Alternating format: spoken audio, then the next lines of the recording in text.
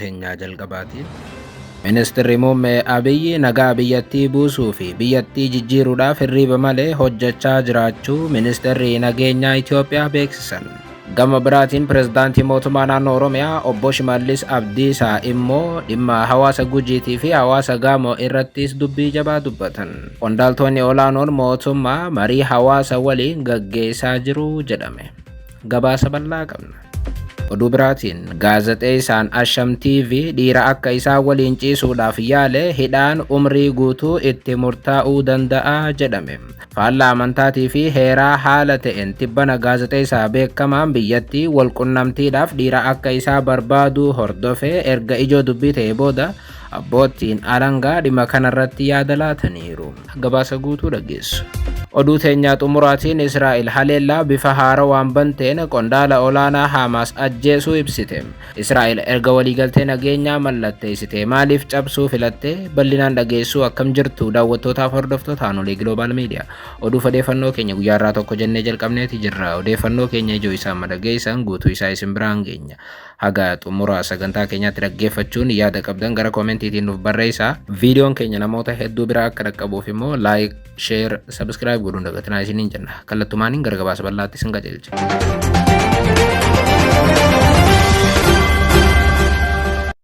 Oduu teenyaa jalqabaatiin Ministeerri muummee Itoophiyaa Abiyyi Ahmed nagaa biyyattii buusuu fi biyyattii jijjiiruudhaaf hirriba malee hojjechaa jiraachuu ministeerri nageenyaa biyyattii beeksisan. Gama biraatiin pireዝdaantii mootummaa naannoo Oromiyaa obbo Shimallis Abdiisaatis dhimma hawaasa Gujiitii fi Gaamoo irratti ibsa kennan. Kun kan dubbatame qondaaltonni olaanoon mootummaa hawaasa walii marii gaggeessaniin ture. Haaluma kanaan mata duree labsiiwwan guubaa bu'aawwan mootummaa ida'amuu jedhuun mariin hawaasaa kutaalee biyyattii garagaraatti gaggeeffamaa jira jedhame. Mariin ammaa kun godinoota hunda keessatti kaleessarraa eegalee gaggeeffamaa kan jiru yoo ta'u kaayyoo marii kanaa haala uummanni keessa jiru mootummaan ilaaluufi jedhame. Waggoottan 8 dabre uummatarraa gaaffii fuudhuu fi waraqaa gaaffii uummataa itti fudhatan sana mana fincaaniitti gatuun ala deebisaa kan hin kennine sirni Abiyyi ammaas uummanni maal fedha jechuudhaan pireዝdaantoonni naannolee uummata biyyattii irra faca'anii gaaffii funaannachaa jiru jedhameera. Gaafatamuu fi yaada uummataa sirnaan hubachuun waan sirrii ta'us waan gaafataman sanaaf deebisaa kennuun kana caalaa sirriidha jedhu namoonni dhimmicha irratti yaada kennan. Haaluma kanaan mariin labsii guubaa jedhu kun kutaalee Oromiyaa garagaraattis kaleessa gaggeeffamaa ture. Kanaanis kutaalee Oromiyaa waggootaaf waraanaan miidhaman keessaa tokko kan taate Wallagga Bahaa magaalaa Naqamteettis mariin hawaasaa kun gaggeeffameera. Marii hawaasaa kana irratti pireዝdaantiin naannoo Beenishaangul Gumuz Ashaadli Hassan, ministeerri nageenyaa Itoophiyaa Mohammad Idris, sadarkaa itti aanaa pireዝdaantii naannoo Oromiyaatti qindeessaa kilaastara misooma magaalaa obbo Masfiin Malaakuutii fi hooggantoonni godinaalee aanaaleef bulchiinsota magaalaa argamanii jiru jedhame. Hirmaattota waltajjichaa kan ta'aniif qaama mootummaan hayyameef keessaa kan ta'an jiraattonni magaalaa Naqamteetiif naannawa ishee yaada kennaniin mootummaan jijjiiramaa xiyyeeffannoo naannichaaf kenneen nageenya cimsuuf hojii misoomaa raawwachuudhaaf haalli mijataan uumameera jedhaniiru. Hirmaattota marichaa keessaa jiraataa magaalaa Naqamteetii fi jaarsa biyyaa Shenaasir Nuuruu ibsa kennaniin akka jedhanitti godinichatti waggoottan dabran rakkoon nageenyaa mudatee turus amma rakkoon nageenyaa kun dhabamee hojiin misoomaa hojjetamaa jira jedhan. Dhuguma akka isaan jedhan nageenyi lixa Oromiyaatti bu'eera kan jedhu garuu hawaasni biraa yaada nama kanaatiin walii hin galu. Jiraataan aanaa Giddaa Ayyaanaa tokko immoo hojiiwwan misoomaa naannichatti eegalaman itti fufiinsa akka qabaataniif akka jiraataatti deeggarsa taasisan cimsanii akka itti fufan ibsaniiru. Jiraataan Giddaa Ayyaanaati jedhame kun wayita haleellaan faannoo Giddaa Ayyaanaa qoraa jirutti aanaan isaanii akka nagaa ta'etti ibsan. Waltajjii marii kana kan gaggeessan bulchaan naannoo Beenishaangul Gumuz obbo Ashaadli Hassan, ministeerri muummee Itoophiyaa Abiyyi Ahmed labsiiwwan guubaatti ifoomsan kan milkaa'an hirmaannaa qindaa'aa hawaasaatiin ta'uu ibsan. Waggoottan jijjiiramaa darban qonnaan, daandiin, barnootaaf, misooma hawaasummaa fi diinagdee birootiin fayyadamummaa hawaasaa kan guddisan hojjetamaniiru jedhan. Fuuldurattis uummanni mootummaa cinaa dhaabbachuudhaan nageenya waaraa buusuun hojiiwwan misoomaa haala hunda galeessa ta'een akka raawwataman taasifamuu akka qaban hubachiisan. Hojiin misooma koriidarii magaalaa Naqamteetti eegalame magaalicha jijjiiraa jiraachuu ibsuun pireዝdaantiin kunis cimee akka itti fufu tattaafachuu qabna jedhan. Naqamtee jechuun magaalaa Asoosaa jechuudha anaafi. Ministeerri nageenyaa biyyattii Muhammad Idris ammoo mootummaan naannichatti nageenyi waaraan akka bu'uuf xiyyeeffannoo kennee hojjechuun isaatiin bu'aan argameera jedhan. Ministeerri muummee Abiy Ahmed boqonnaa tokko malee halkaniif guyyaa hirriba dhiisanii hojjechuudhaan biyya keenya jijjiiraa jiru, nagaafis hojjechaa jiru, nutis ammoo bakka jirrutti boqonnaa malee hojjechuudhaan biyya keenya jijjiiruu qabnaa jedhan. Ministeerri nageenyaa biyyattii Muhammad Idris haaluma wal fakkaatuun pirezidaantii mootummaa naannoo Oromiyaa obbo Shimallis Abdiisaa immoo godinni Gujiitii fi godinni Gaamoo akka waliin hojjetan dhaaman. Kanaanis magaalaa Arbaa Minciitti bakka pirezidaantii mootummaa naannoo Oromiyaa obbo Shimallis Abdiisaa argamanitti marii wal fakkaataan hawaasa waliin gaggeeffameera. Pirezidaantiin naannoo Oromiyaa obbo Shimallis waltajjii sanarratti yaada kennaniin mootummaan jijjiiramaa mootummaa namaaf hojjetuu fi badhaadhinaaf tattaafatu waan ta'eef waggoottan jijjiiramaa muraasa keessatti bu'aalee gammachiisoon galmaa'aniiru jedhan. Gama biraatiin nagaaf tokkummaa irratti ammoo ga'een abbootii Gaamootis olaanaa ta'uu dubbatan. Mootummaan nagaa wal danda'uuf wal kabajuu baay'ee akka barbaaduu fi naannoon kibba Itoophiyaatis fakkeenya nagaaf wal danda'uu waan ta'eef kana eeganii itti fufsiisuun akka barbaachisu ibsaniiru.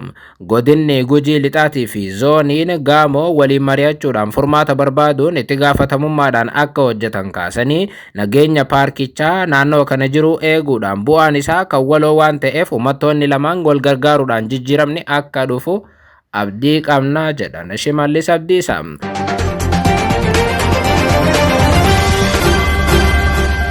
Oduu biraatiin gaazexeessaan Asham TV dhiira akka isaa waliin ciisuudhaaf yaale hidhaan umrii guutuu itti murtaa'uu danda'a jedhame.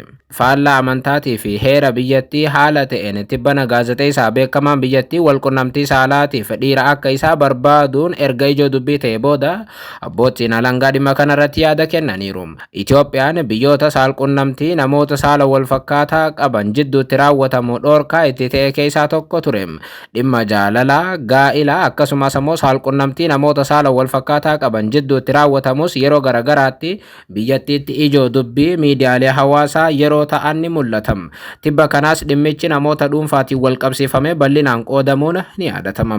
Haaluma kanaan gaazexeessaa beekamaan biyyattii maqaan isaa Soofooniyaas Waasihuun jedhamu ilma dhiiraa akka isaa waliin ciisuudhaaf Finfinnee irraa ka'ee Adaamaa yoo ga'u tumamee gale. Itoophiyaatti saalqunnamtii saala wal fakkaataatiif yaalii yoo goote seera biyyattii dura uummanni biyyattii si ajjeesaa wanti jedhu dhugaa akka ta'es viidiyoo Soofooniyaas irraa ni mul'atam. Gaazexeessaan Asham TV guyyoota dura nama yuutuubara Adaamaa ta'e tokko waliin wal baree suuraalee isaa qaama qullaa itti erguun dargaggeessa kanaan ni bareedda akkana akkasii jechuudhaan fedhii jaalalaa qabu ilma dhiiraa akka isaatti agarsiisaa ture.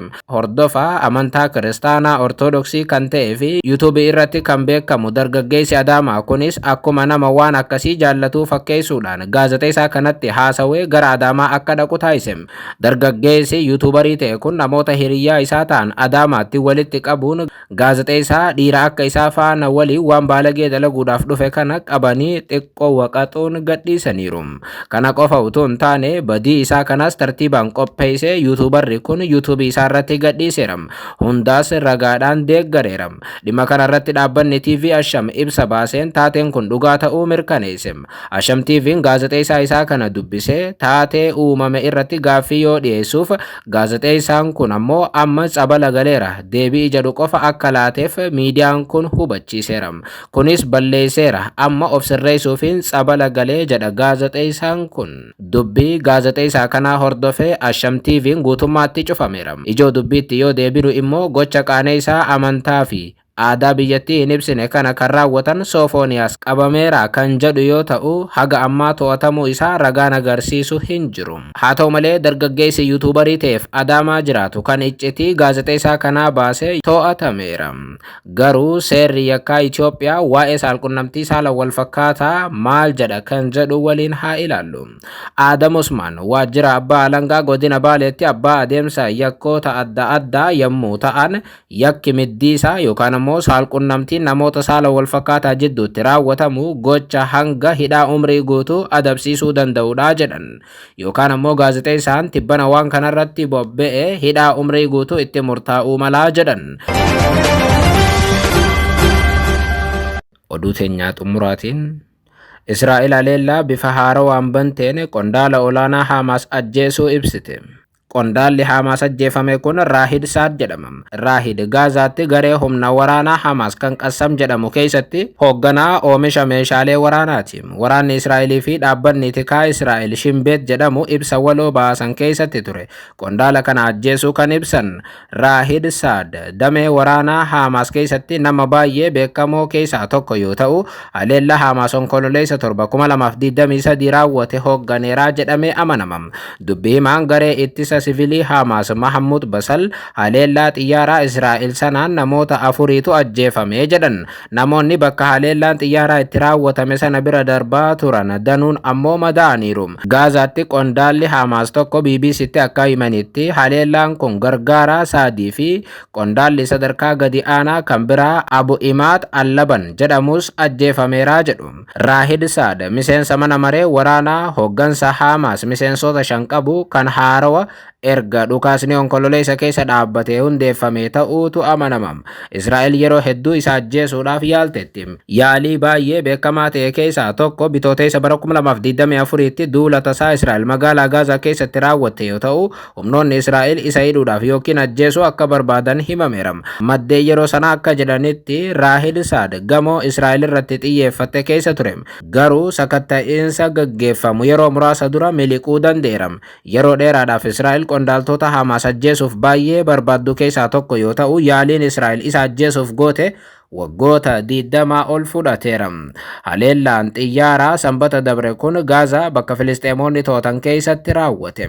Erga dhukaasni onkololeessa 15 walumaa galatti dhaabbate, Israa'el deddeebiidhaan ammallee waliigaltee nageenyaa sana cabsuun Gaazaa barbadeessuu itti fufteetti.